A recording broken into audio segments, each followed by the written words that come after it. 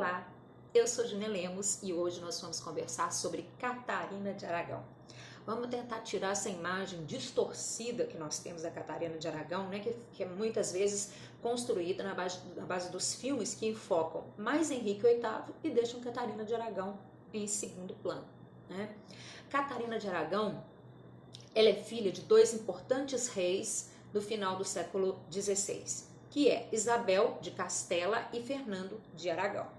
O casamento desses dois reis foi muito importante para o surgimento do Estado Nacional Espanhol. Juntos, esses reis vão se casar e vão unificar o território espanhol. Além disso, vão guerrear contra os muçulmanos, né, e fazer o processo de reconquista da Península Ibérica, que a gente estuda muito na escola.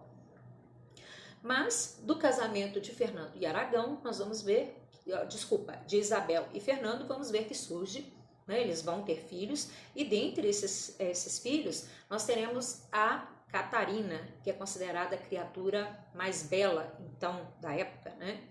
Ela tinha cabelos na altura do ombro, de um loiro avermelhado, tinha a pele bem clara, que era uma das coisas que o europeu frisava muito, tanto que mais pra frente nós vamos ver aí, né, eles usando até aquelas maquiagens totalmente brancas no rosto. Tudo bem que tem a Rainha Elizabeth vai lançar essa moda aí, mas vocês vão ver, nós já percebemos aí que essa predileção por essa pele pálida. Então ela era rosto branco, bochechas, né, pele muito branca, bochechas avermelhadas, olhos claros, né, olhos azuis, e ela tinha ancas, né, o quadril largo. Para o europeu da época significava, para o homem da época, significava que ela teria muitos filhos, né, seria boa reprodutora, como assim, né, que eles pensavam.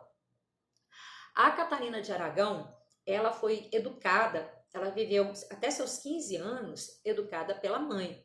E a Isabel priorizava muito a questão da cultura nos filhos. E a Catarina acabou aprendendo latim, né? Ela vai saber estudar leis, ela vai aprender desenho, música e ela vai ter convívio com muitos pensadores renascentistas. Então ela foi uma jovem muito bem educada. Tá? Ela vai ultrapassar esse processo de educação dela, ultrapassa a maioria das rainhas, dos príncipes e tudo mais até então governantes. Isso tudo, a Isabel é que vai focar muito essa questão de deixar a filha extremamente culta, tá? Uma coisa que interessante é que aos 3 anos de idade, Catarina foi casada no papel já com o Arthur, o herdeiro do trono inglês, irmão do Henrique VIII. Então, ela praticamente, desde bebezinha, já sabia que o seu futuro seria ser rainha da Inglaterra. Então, ela foi criada para isso, para quando ficasse mais velha, casar com o herdeiro do trono inglês. E por que isso? Por que a Inglaterra tinha tanto interesse no casamento entre Catarina e o Arthur? Nessa época, a Inglaterra não era uma potência como nós vamos ver mais para frente, né? Ela sofria ataques franceses, ela vai sofrer ataque escocês. Então, um acordo, um casamento seria importante para o fortalecimento da Inglaterra, principalmente casando-se com uma herdeira de um dos tronos mais fortes da época, que é a Espanha. Interessante também é ver que Catarina de Aragão não foi só moldada nas letras, nos estudos e tudo mais, né? A rainha Isabel também priorizou que a moça ela aprendesse prendas domésticas e tudo mais, tanto que ela sabia costurar e ela vai costurar as roupas do Henrique VIII, as camisas do Henrique VIII serão feitas por ela. Nós podemos perceber isso aí, essa cena, quando a gente assiste The Tudors. Passa lá a Catarina de Aragão, ela já separada do Henrique VIII, entregando várias camisas que ela fez à mão para Henrique VIII, né? Então, essa relação, ela além da cultura, além de ler muito, escrever, saber latim e tudo mais, ela também tinha essa questão, ela sabia costurar, ela foi preparada, segundo a mãe dela, para ser também uma boa esposa. Como já foi falado, então a Catarina, aos 3 anos de idade, foi dada em casamento, né, através de procuração, ao Arthur, né, o herdeiro do trono inglês. Né? Ela com 13 e O Arthur, nessa época, estava mais ou menos regulando a mesma idade que ela. Como já dissemos antes, Catarina casou através de procuração com Henrique VIII. Né? E depois, quando adolescente, eles vão formalizar isso casando na igreja, né? Na Inglaterra. Essa formalização ou fortalecimento desse laço, né? Ela com eles dois crianças, né? 2, 3, 4 anos, mas eles vão formalizar esse casamento na adolescência. Ela com 16 anos e ele com 15, em 1501. Beleza, eles casam, né? Tem toda aquela pompa do casamento e tudo mais. Ah, esqueci de falar. Nessa época, a Catarina está com 16 anos e o Henrique VIII, irmão do Arthur, está com 11 anos. Ou seja, né? Ele ainda não é um jovem, adolescente, fortão, musculoso, como se vê nos vídeos. Ele ainda é um pré-adolescente. Tá? Há uma diferença de 5 anos aí entre a Catarina de Aragão e o Henrique VIII, que será o seu futuro marido, já que o Arthur vai morrer, como nós vamos ver mais pra frente, tá? Então, nós vamos ver que eles se casam na adolescência, 15, 16 anos, só que há um porém. Segundo a Catarina de Aragão, esse casamento nunca foi consumado, tá? E tem séries, igual uma série nova que está surgindo aí, que surgiu em 2019, em que mostra Catarina consumando o seu casamento com Arthur, né? A série se chama A Princesa da Espanha. Mas tudo indica que a Catarina nunca consumou esse casamento. Por quê?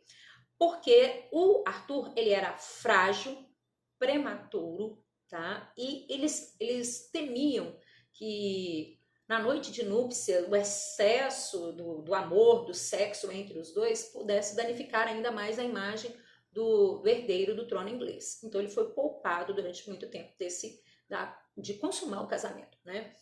E o que acontece? Achando que teria mais tempo para frente, eles vão protelando, segundo os relatos de vários livros, eles vão protelando aí o casamento, a consumação do casamento.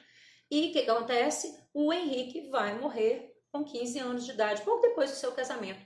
Pouco depois. Ele vai ser acometido da doença do suor maligno. Vocês vê bastante isso em filmes desse período, né, do final da Idade Média para início da Idade Moderna. A Catarina também vai ter a doença, só que a Catarina se recupera. E devido à fragilidade do Arthur, o Arthur acaba morrendo com a doença do suor maligno. Catarina vai ficar viúva, né? E aí começa uma confusão. Ela vai... nós vamos ver que eles vão tentar...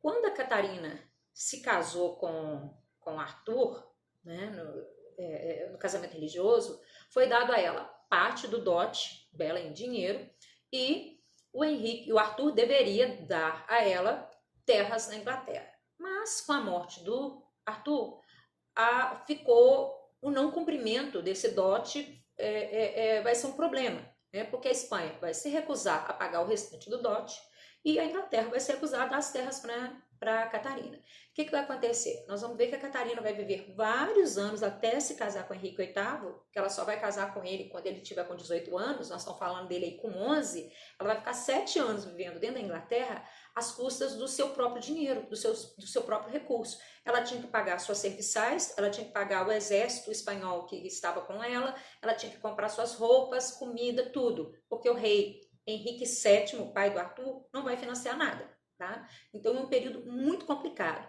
Tem uma passagem de um livro que eu gosto muito, que eu vou mostrar para vocês, né?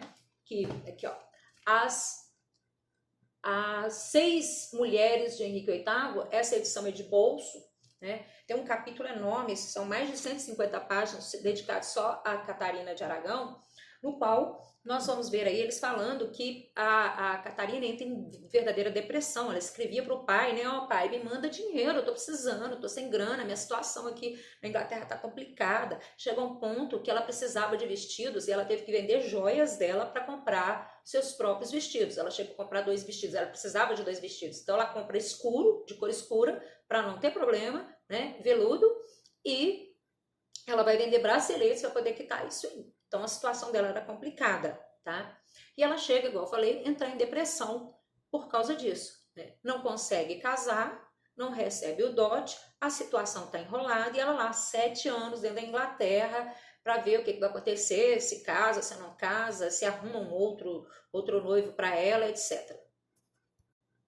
Nisso que o Arthur morre e a Mary, desculpa, a Catarina está dentro da Inglaterra, o que acontece?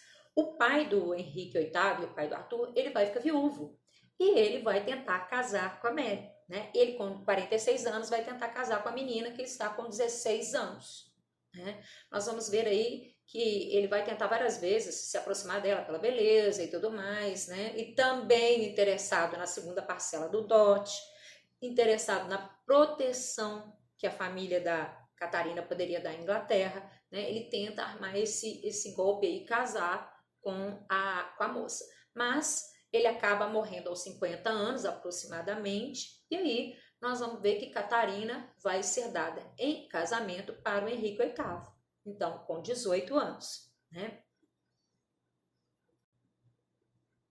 O casamento do Henrique VIII com a Catarina de Aragão vai ocorrer depois de muita disputa e questão religiosa e tudo mais. Porque, segundo o Papa, o casamento não poderia acontecer porque Catarina foi esposa do irmão do Arthur, né? Então não podia. Eles vão levar em consideração uma passagem bíblica de Levítico 20 e 21, no qual está falando que o irmão pode casar com a esposa do seu irmão, né? Então eles vão achar aí um problema muito grande nisso e tudo mais. Eles vão, inclusive, Henrique e Catarina vão ter que pedir uma bula papal, né? Uma autorização, uma lei que o Papa vai fazer para eles, permitindo que eles se casem, né? Eles acabam, mas antes desse processo de casamento aí, a Catarina vai passar muito perrengue aí por necessidade, igual eu já falei para vocês, né? Ela se casa com o Henrique VIII, ele vai estar com 18 e ela com 23 anos. Então, uma coisa que eu quero deixar claro aqui, que os filmes não mostram. Ela não era tão mais velha assim como no filme A Outra mostra ou na série The Tudors. Ela era apenas 5 anos mais velha que Henrique VIII. Mas as séries têm uma mania de colocar como se ela fosse uma mulher muito mais feia, né? Mais velha, mais feia, mais isso, mais aquilo outro. É cheio de nome toques as séries. Eles deturpam muito a imagem da Catarina de Aragão e colocam o Henrique VIII numa posição de um homem muito bonito e tudo mais. Realmente, na juventude, ele era um homem muito bonito. Mas nós temos que levar em consideração que Catarina também, tá? E claro, antes que alguém venha falar alguma coisa, nós não estamos questionando aqui a beleza, nós estamos levando em consideração o padrão de beleza da época, né? Tanto que, se a Catarina vivesse nos dias atuais, ela não seria considerada bonita. Por quê? Porque ela era mais cheinha, né? Ela era baixinha, esqueci de falar para vocês, em passagens desse livro que eu falei aqui, ó, para vocês, fala que ela tinha uma estatura que chegava a ser... como direi, chegava a ser assustadora, extremamente baixa, tá? Bem pequena. Então, assim, as ancas, né, o quadril mais largo, nós vamos ver aí que se a gente colocar a Catarina de Aragão no padrão de beleza de hoje, ela não passaria, né? Ela não seria considerada uma das mulheres, uma das belezas, né, da época, como se falava aqui. Mas, outra coisa que não se mostra muito, mas Catarina e Henrique casam apaixonados um pelo outro. Tá? Ele escrevia cartas de amor para ela durante esse período de casamento, fazia justas e dedicava a ela. O que vai acontecer que vai deteriorar essa relação e fazer com que o Henrique VIII peça o divórcio mais para frente e queira até se casar com a Ana Bolena? A rotina do casamento, né? Nós vamos ver que o Henrique VIII, né, casado já um tempinho com Catarina de Aragão, ela fica grávida 6 vezes. Somente uma vez o filho sobrevive, que é a Mary, o restante todas ela vai abortar, né? E aí o Henrique VIII, o corpo dela vai modificando, né? Ela vai engordando, aquela coisa toda, ela vai se acabar fisicamente mais rápido do que o Henrique VIII.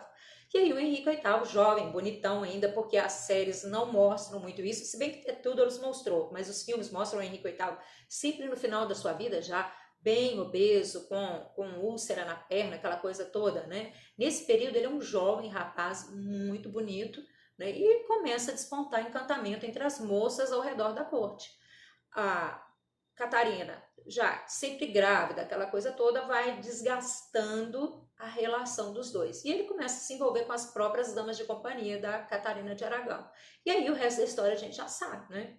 Vai pedir o divórcio, alegando que Catarina de Aragão não dava a ele um filho, um menino, ele precisa de um menino, de um herdeiro, que ele só tinha filhas, que ele estava amaldiçoado por ter casado com a esposa do irmão, né? Ele vai falar isso aí. E ele vai voltar agora, ele volta alegando, né? Ó, eu pequei, o Papa não podia ter me dado aquela bula papal, eu casei com a esposa do meu irmão, por isso que eu sou amaldiçoada e não tenho filhos com ela, né? E aí nós já sabemos. Vai transcorrer um tempo, ele vai conseguir a anulação desse casamento e acaba casando com Ana Bolena. Mas o que nos interessa hoje é a questão da Catarina de Aragão. Então, mulher culta, bonita, muito bonita para a época, né?